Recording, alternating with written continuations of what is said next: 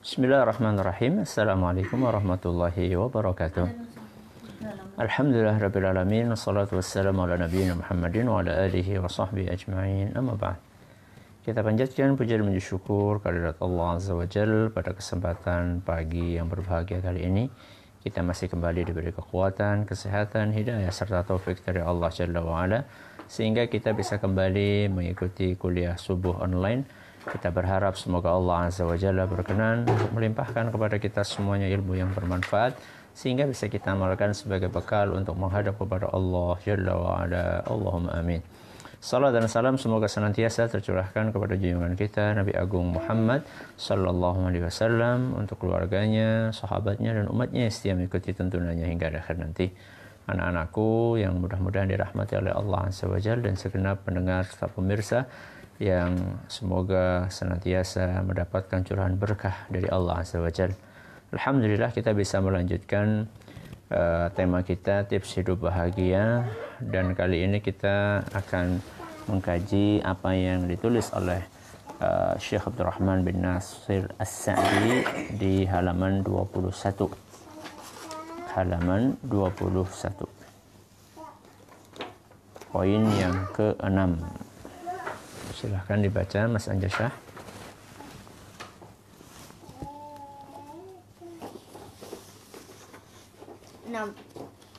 Sering menyebut nikmat-nikmat Allah baik yang nampak maupun tersembunyi. Ya, yang keenam adalah mengingat nikmat Allah.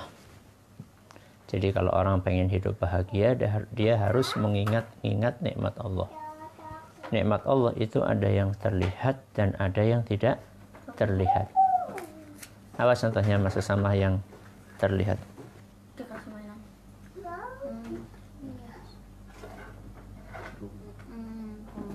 Rumah. Terus kendaraan. Mobil apa sepeda? Semuanya. Apa lagi?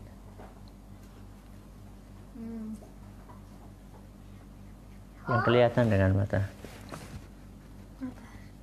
Api, bumi. Itu kelihatan atau tidak? Kelihatan. Ada nggak orang yang nggak punya api umi? Banyak. Ya, itu nikmat yang kelihatan. Yang nggak kelihatan apa masukkan?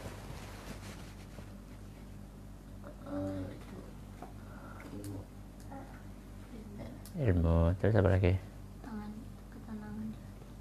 Ketenangan. Terus yang ada dalam perut kita, di dalam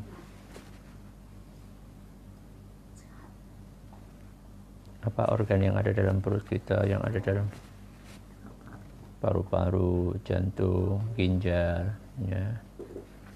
Itu contoh nikmat yang tidak terlihat oleh mata kita. Maka ini adalah cara supaya kita bahagia. Supaya kita bahagia adalah kita mengingat-ingat nikmat Allah yang sangat banyak, yang kelihatan maupun yang tidak kelihatan. Bahkan mungkin yang tidak kelihatan mungkin lebih banyak daripada yang kelihatan. Mungkin. Ya. Ketika ada orang sakit ginjalnya, ada orang sakit apa? Ginjalnya. Dan ginjalnya gagal. Ginjalnya gagal itu maksudnya ginjalnya tidak berfungsi. Na'udzubillahi min dzalik. Fungsinya ginjal itu adalah menyaring darah. Menyaring darah. Menyaring dari apa masuknya? Kotoran. Itu salah satu fungsinya ginjal. Apakah di dalam darah kita ada kotoran? Ada. Dari mana kotorannya? Mungkin dari makanan yang kita makan atau dari minuman yang kita minum. Makanan atau minuman yang kita makan, yang kita konsumsi itu mungkin kan mengandung racun. Racun pengawet, ya. Racun pewarna, racun MSG, racun pemanis dan sebagainya. Itu kalau dibiarkan bahaya. Maka perlu disaring. Dan itu kerjaannya organ namanya apa? Ginjal. Nah, kadang-kadang ginjal ini capek karena terlalu sering apa? nyaring kotoran. Pernah nggak ngelihat saringan air yang di kamar mandi itu? Maksudnya, pernah suatu saat nggak saringan itu macet? Karena apa? Sampah. Karena banyaknya kotoran, sehingga perlu dibersihkan, diangkat. Ginjal suatu saat dia nggak kuat karena terlalu banyak yang disaring. Dan racunnya terlalu besar. Akhirnya ginjal itu rusak. Nah, kalau ginjal rusak, maka nggak ada organ yang bertugas menggantikan ginjal. Akhirnya dibikinlah organ di luar oleh para ahli. Dibikin mesin, ya. Itu yang diistilahkan dengan cuci darah. Bagaimana teknisnya? Teknisnya dimasukkan selang satu, sini satu di sini. Selang yang pertama digunakan untuk nyedot, kemudian dimasukkan ke mesin. Mesin itu adalah untuk menggantikan fungsi ginjal. Setelah itu, setelah bersih, kemudian dimasukkan lagi ke sini. Berapa jam? 5 jam. 5 jam. Berapa kali? Tergantung tingkat kerusakannya. Kalau misalnya sudah rusak banget, bisa dalam seminggu 3 kali. Biayanya bisa 2 juta sekali cuci, bisa 3 juta. Berapa lama? Bisa seumur hidup. Itu contoh nikmat yang kadang-kadang tidak kita sadari, yang tidak kita lihat. Itu baru ngomongin apa? Satu organ. Apa tadi namanya? Ginjal. Belum kita ngomongin organ yang lainnya. Ada jantung, ada paru-paru, ya, ada usus. Ya, ini adalah yang keenam. Sering menyebut nikmat-nikmat Allah yang terlihat maupun yang tersembunyi. Ya, masukah? Mengenal nikmat-nikmat Allah dan selalu menyebutnya merupakan salah satu faktor yang dapat mengusir keresahan dan kesedihan, mendorong seorang hamba untuk bersyukur, yang hal itu merupakan derajat syukur yang paling tinggi walaupun ia tertimpa kefakiran, sakit atau musibah lainnya.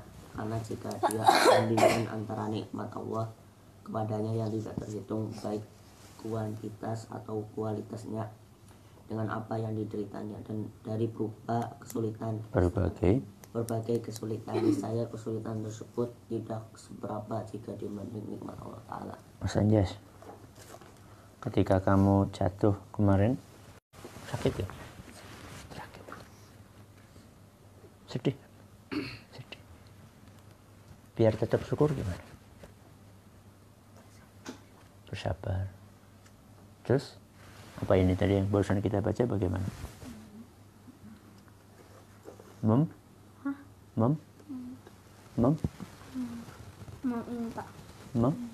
Suka? Mengingat apa? Nikmat Allah. Dengan ujian yang dialami, kemudian dibandingkan. Sekarang Abi tanya, bibir Mas Anjas ini yang sedang sakit itu, sakit kayak gini sudah berapa kali? Baru sekali. Mudah-mudahan nggak lama kan, sehari, 2 hari, 3 hari, seminggu. Anjas sekarang umurnya berapa? 10 tahun. 10 tahun sama seminggu lama mana? 10 tahun. 10 tahun. Kenapa kita melupakan sehat 10 tahun? Gara-gara sakit berapa? 1 kali. Seminggu. Jadi ketika orang mengingat, membanding-bandingkan antara nikmat yang dia rasakan dengan ujian yang dia alami, itu pasti lebih banyak apa? Nikmatnya. Contoh, ada seorang tentara pasukan kaum muslimin, saya lupa namanya, kalau nggak dari sahabat, dari kalangan salaf.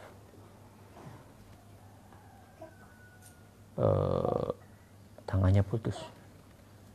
Apa? Tangannya putus. Ketika perang tangannya putus.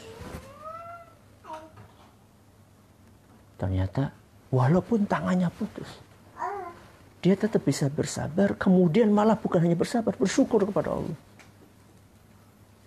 Kenapa? Karena dia membandingkan antara yang hilang dengan yang masih ada. Yang hilang berapa? 1. Yang masih ada berapa? 3. Kok 3? Tangan dan 2 kaki. Jadi ketika kita dapat musibah, itu selalu kita memikirkan seperti itu. Ya. Kehilangan duit. Berapa? Kehilangan duit. Ya. Misalnya baru dikasih sangu sama Abi. Berapa, Nyes? 70.000. Seminggu ya, Nyes ya. Tahu-tahu mainan di luar jatuh, merobol. Sakunya bolong. Sampai ke rumah dicari-cari, enggak ada, dicari, ditelusuri, ternyata enggak ada. Sabar. Karena uang yang hilang dengan uang yang masih ada tetap lebih banyak uang yang masih ada. Loh, seandainya nih, naudzubillah min dzalik, rumah kebakar. Apa? Rumah kebakar, ludes. Semuanya habis. Lemarinya habis, bahkan motornya habis, semuanya habis, pakaiannya habis. Lebih banyak mana yang hilang sama yang masih ada? Hah? Ludes habis kok. Nyawa. Antara nyawa dengan rumah mahal mana? Nyawa. Alhamdulillah, anak masih selamat, istri masih selamat, bapak masih selamat, abi masih, umi masih selamat. Dan kita ketika cerita seperti ini bukan kita pengen supaya kebakaran rumah, bukan. Tapi kita kasih ilustrasi, kasih contoh supaya kita bisa membayangkan bahwa nikmat yang Allah berikan tetap lebih banyak dibandingkan musibah yang kita alami. Makanya dahulu para sahabat, para ulama kita, para salaf, ketika mendapatkan ujian bermacam-macam, mereka tetap bisa tegar, tidak gampang ngeluh. Ya. Cuma mati listrik misalnya, sibuk. Biasanya pakai AC. Subhanallah. Antara mati listrik yang cuma 2 jam, 3 jam, 4 jam dengan kenyamanan AC yang selama ini kita rasakan, lebih lama mana? Ya sudah, syukur, latihan, jangan banyak mengeluh. Nah, lanjut, Mas Usama. Justru kesulitan dan musibah yang dihadapi seorang hamba, lalu ia menghadapinya dengan kesabaran, ridho dan menerima, niscaya akan berkurang tekanannya, ringan bebannya, dan harapannya hanyalah pahala dan ganjaran dari Allah Ta'ala. Terus?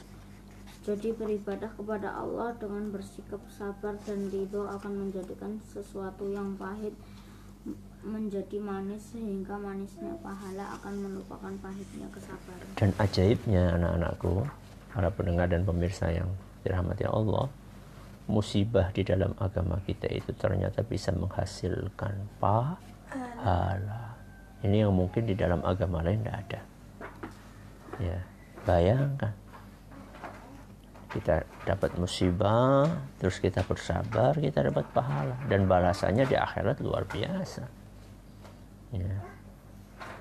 Makanya ada sebagian orang disebutkan dalam hadis punya derajat yang tinggi di surga. Padahal amalannya biasa-biasa aja. Ternyata apa? Karena pahala dari kesabaran dia menghadapi musibah.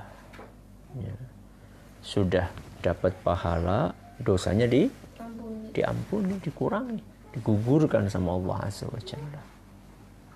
Maka kalau kita diuji oleh Allah dengan sakit, diuji oleh Allah dengan kehilangan sesuatu, diuji oleh Allah dengan dihina, maka bersabarlah. Sekarang Abi tanya, Kalau kita sakit nih, sakit terus kita ngeluh. Sembuh nggak? Maksud sama? Enggak. Dapat pahala? Enggak. Rugi? Ya. Mendingan kita bersabar. Dengan bersabar mudah-mudahan cepat sembuh, terus dapat pahala. Inilah salah satu kunci kebahagiaan, yaitu sering-sering menyebut nikmat Allah yang terlihat maupun yang tersembunyi. Mudah-mudahan yang sedikit ini bermanfaat buat kita semuanya. Wallahu ta'ala a'lam bishawab. Kita tutup dengan membaca Subhanakallahumma wa bihamdika asyhadu an la ilaha illa anta astaghfiruka wa atubu ilaik. Wa sallallahu ala nabiyyina Muhammadin wa ala alihi wa sahbihi ajma'in. Wa akhiru da'wana alhamdulillahi rabbil alamin. Wassalamualaikum warahmatullahi wabarakatuh.